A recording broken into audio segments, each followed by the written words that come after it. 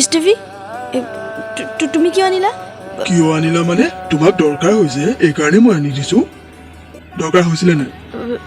তোমাক কোনে ক'লে কিয় এইবোৰ আনিবলৈ কোনে ক'লে আৰু তুমি কিয় কৈছিলা আনিবলৈ আৰে মোক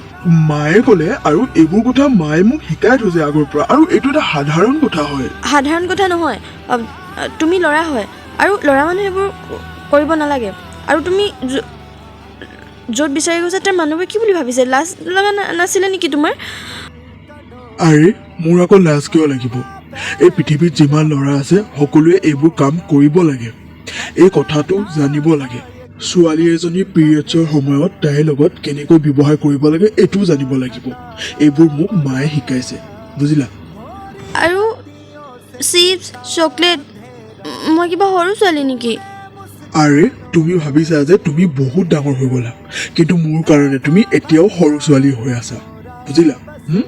আৰু মই তোমাৰ কাৰণে চকলেট আৰু চিপছ লৈ আহিছোঁ আৰু মই জানো এইকেইদিন ছোৱালীবোৰৰ মুড চুইংছ হৈ থাকে খাই ল'বা আচ্ছা আৰু কিবা বস্তু দৰকাৰ হ'লে মোক ক'বা নহ'লে মাক অ'কে ঠিক আছে আৰু শুনা আজি গধূলিকে তুমি কি খাবা ক'বা আজি চব তোমাৰ ফেভৰেট বনিব অ'কে ঠিক আছে অ'কে মই এতিয়া যাওঁ ঠিক আছে বাই বাই পৃথিৱীৰ প্ৰত্যেকজনী ছোৱালীৰ হাজবেণ্ড যদি আদিত্যৰ নিচিনা হয় তেতিয়াহ'লে